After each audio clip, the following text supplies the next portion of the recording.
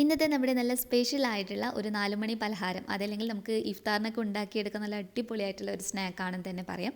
നല്ല സിമ്പിളായിട്ട് നമുക്ക് ഉണ്ടാക്കിയെടുക്കുകയും ചെയ്യാം. അപ്പോൾ ഈ ഒരു റെസിപ്പിയിൽ നിങ്ങൾക്ക് ചിക്കനോ ബീഫോ മട്ടണോ ഇതിൻ്റെ ഒന്നും തന്നെ ആവശ്യമില്ല. അതുപോലെ തന്നെ ഈ ഒരു ഡിഷ് നിങ്ങൾ സെർവ് ചെയ്യുന്ന സമയത്ത് കുറച്ച് ടൊമാറ്റോ സോസിൻ്റെ കൂടെ സെർവ് ചെയ്യുകയാണെങ്കിൽ നല്ല അടിപൊളിയായിട്ടുള്ള ടേസ്റ്റാണ് കേട്ടോ.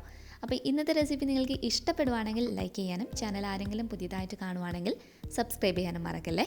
അപ്പോൾ പെട്ടെന്ന് തന്നെ ഇതെങ്ങനെയാണ് തയ്യാറാക്കിയെടുക്കുന്നതെന്നുള്ളത് നോക്കാം. ഇതിന് വേണ്ടി ഫ്ലെയിം ഓൺ ചെയ്ത് ഒരു പാൻ നന്നായിട്ട് ചൂടാക്കിയെടുക്കണം. ചൂടായി വന്ന പാനിലോട്ട് 2 ടീസ്പൂൺ അളവിൽ വെളിച്ചെണ്ണയാണ് ഒഴിച്ചു കൊടുത്തിട്ടുള്ളത്. വെളിച്ചെണ്ണയുടെ കൂട്ടത്തിൽ തന്നെ ഒരു 1/4 ടീസ്പൂൺ അളവിൽ നെയ്യ് കൂടി ചേർക്കണം. വെളിച്ചെണ്ണയും നെയ്യും കൂടി നന്നായിട്ട് മിക്സ് ചെയ്തിട്ട് വരുന്ന ആ ഒരു നല്ലൊരു ഫ്ലേവർ ഉണ്ടാവും. അപ്പോൾ അതിനകത്ത് വേണം നമ്മൾ ഈ മസാല റെഡിയാക്കിയെടുക്കാൻ. ഇനി ഇതിലോട്ടേക്ക് നമുക്ക് 1/4 ടീസ്പൂൺ അളവിൽ കറി ജീരകം അഥവാ ചെറിയ ജീരകം ഇട്ട് കൊടുക്കാം. ചെറിയ ജീരകം ചേർത്ത് കഴിഞ്ഞാൽ എണ്ണയിലിട്ടിട്ട് നന്നായിട്ട് പൊട്ടിച്ചെടുക്കണം. എന്നാൽ മാത്രമേ നല്ലൊരു ഫ്ലേവറും കാര്യങ്ങളൊക്കെ നമുക്ക് കിട്ടൂ.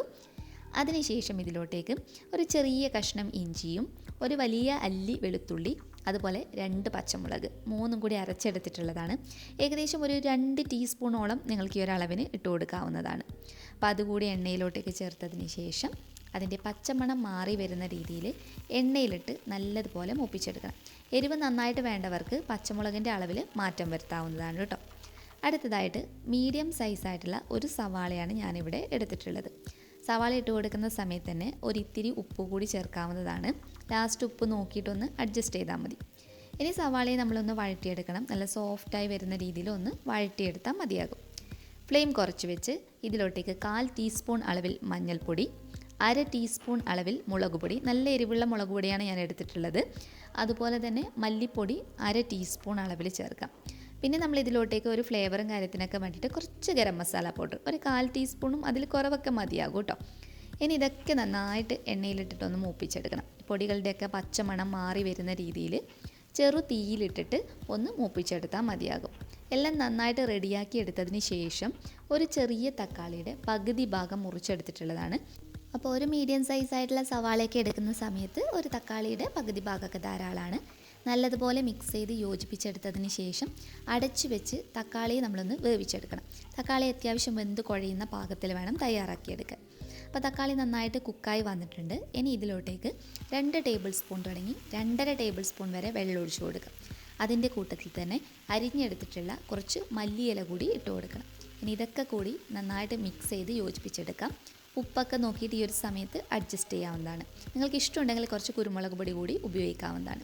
മസാല ഇവിടെ റെഡി ആയിട്ടുണ്ട്. നമുക്കിതൊരു പ്ലേറ്റിലോട്ടേക്ക് മാറ്റാം. അടുത്തതായി ഇതിലോട്ടുള്ളൊരു ബാറ്റർ തയ്യാറാക്കിയെടുക്കണം. ഇതിനു വേണ്ടി ഒരു ബൗളിനകത്തോട്ട് 1/2 കപ്പ് അളവിൽ മൈദ, ഇതിലോട്ടേക്ക് ഒരു മുട്ട പൊട്ടിച്ചൊഴിക്കാം. ഒരു മുട്ട നന്നായിട്ട് ജസ്റ്റ് ഒന്ന് ബീറ്റ് ചെയ്തെടുത്തതിന് ശേഷം ഒന്ന് സ്പൂൺ വെച്ച് അടിച്ചെടുത്തതിന് ശേഷമാണ് ഒഴിച്ചു കൊടുക്കുന്നത്. നിങ്ങൾ 1 കപ്പ് തുടങ്ങി 1.5 കപ്പ് വരെ മൈദ എടുക്കുന്നുണ്ടെങ്കിലും ഒരു മുട്ട തന്നെ ധാരാളമാണ് കേട്ടോ ഈ ഒരു കണക്കിന്.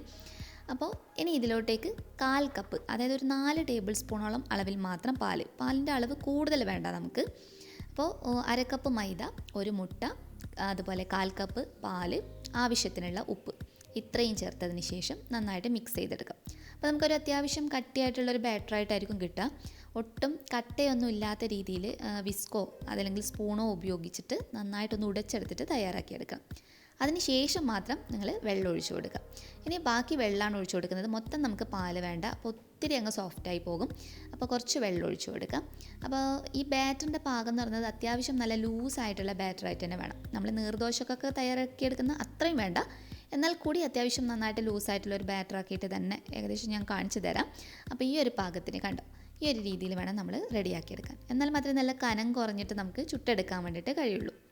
അടുത്തതായിട്ട് ഒരു പാൻ വെച്ചത് നന്നായിട്ട് ചൂടായി വരുമ്പോൾ നമുക്കിതിനകത്തോട്ടേക്ക് ഒരു തവി അളവിൽ ബാറ്റർ ഒഴിച്ചു കൊടുക്കാം. അപ്പോൾ നിങ്ങൾ എത്ര സൈസിലാണോ റെഡിയാക്കി എടുക്കുന്നത് അതിനനുസരിച്ചിട്ട് ബാറ്റർ ഒഴിച്ചു കൊടുക്കാം.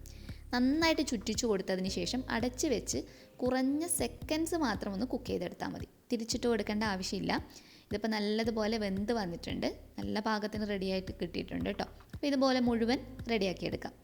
അപ്പോൾ ഇതിനകത്ത് നിന്നും ഈ ഒരു 1/2 കപ്പ് മൈദയിൽ നിന്നും ഇതുപോലുള്ള 4 ഷീറ്റാണ് ഞാൻ റെഡിയാക്കി എടുത്തിട്ടുള്ളത് കേട്ടോ. അത്യാവശ്യം വലിയ സൈസുള്ള 4 ഷീറ്റ് തന്നെ നമുക്ക് ഇതിനകത്ത് നിന്ന് കിട്ടിയിട്ടുണ്ട്. ഇനി ഇത് വെച്ചിട്ട് എങ്ങനെയാണ് തയ്യാറാക്കി എടുക്കുന്നത് എന്നുള്ളത് നോക്കാം.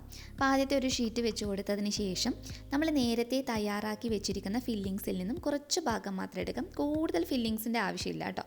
അപ്പോൾ ഒത്തിരി മസാല പോലെ ഉണ്ടാകും. അപ്പോൾ കുറച്ച് ഫില്ലിങ്സ് ഇട്ട് കൊടുത്തിട്ട് ഒരു പുഴുങ്ങിയ മുട്ട മാത്രമേ ഞാൻ ഇന്ന് ഉപയോഗിക്കുന്നുള്ളൂ. അത് 4 പീസായിട്ട് മുറിച്ചെടുത്തിട്ടാണ് ചേർക്കുന്നത്. കാരണം അത്യാവശ്യം ഹെവി ആയിട്ടുള്ള ഒന്ന് തന്നെയാണ്. നിങ്ങൾക്ക് വേണമെങ്കിൽ ഒരു മുട്ട പകുതി അതായത് 2 പീസ് മാത്രമായിട്ട് മുറിച്ചിട്ട് വേണമെങ്കിലും ചെയ്യാം. മുട്ട വെച്ചതിന് ശേഷം നമ്മൾ നേരത്തെ തയ്യാറാക്കിയ ആ ഒരു ദോശ ബാറ്റർ പോലെയുള്ള ബാറ്ററിൽ നിന്നും കുറച്ച് ഭാഗം ഇതുപോലെ സൈഡിലൂടെ നനച്ചു കൊടുക്കാം. എന്നിട്ട് അത് വെച്ചിട്ട് തന്നെ ഒന്ന് ഒട്ടിച്ചെടുത്താൽ മതിയാകും കേട്ടോ. അപ്പോൾ മുട്ടയുടെ അളവൊക്കെ നിങ്ങളുടെ ഇഷ്ടത്തിനനുസരിച്ച് ചെയ്തെടുക്കാം. ഞാനിവിടെ ഈ ഒരു 4 ഷീറ്റിന് ഒരു പുഴുങ്ങിയ മുട്ട മാത്രമേ എടുത്തിട്ടുള്ളൂ. അത് 4 പീസായിട്ട് മുറിച്ചെടുത്തിട്ടാണ് ചെയ്യുന്നത്. ഇപ്പോൾ ഈ ഒരു പീസ് കഴിക്കുമ്പോൾ തന്നെ നിങ്ങൾക്ക് നല്ല ഹെവി ആയിട്ട് തോന്നും.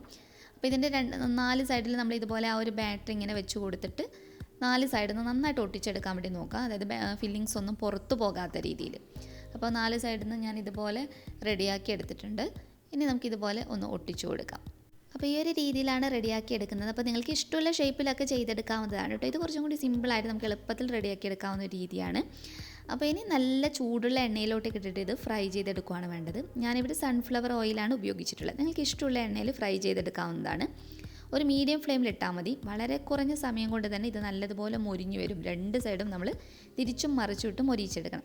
അപ്പോൾ ഈ ഒരു സ്നാക്ക് ശരിക്കും ഒത്തിരി നാൾ മുന്നേ തന്നെ നമ്മൾ ഇഫ്താറിനൊക്കെ കൂടുതലായിട്ട് സെർവ് ചെയ്യുന്ന ഒരു സ്നാക്ക് തന്നെയാണ്. അപ്പോൾ ഇത് നിങ്ങൾക്ക് മട്ടനോ ബീഫോ ചിക്കനോ മുട്ടയോ ഏത് വെച്ചും ചെയ്യാം. ഏറ്റവും സിമ്പിളായിട്ട് ചെയ്യാൻ പറ്റുന്നത് മുട്ട വെച്ചിട്ടുള്ളതാണ്. അപ്പോൾ ആ ഒരു റെസിപ്പിയാണ് നമ്മൾ ഇന്ന് ഷെയർ ചെയ്തിട്ടുള്ളത്. അപ്പോൾ തിരിച്ചും മറിച്ചും ഇട്ടിട്ട് 2 സൈഡും നന്നായിട്ട് നമുക്കൊന്ന് മൊരിച്ചെടുക്കണം. പിന്നെ ഒരു കളർ മാറി ഏകദേശം ഒരു ഗോൾഡൻ കണ്ടോ ഈ ഒരു കളറാകുന്ന രീതിയിൽ തയ്യാറാക്കി എടുത്താൽ മതിയാകും. അപ്പോൾ നമ്മുടെ സ്നാക്ക് ഇവിടെ റെഡി ആയിട്ടുണ്ട്.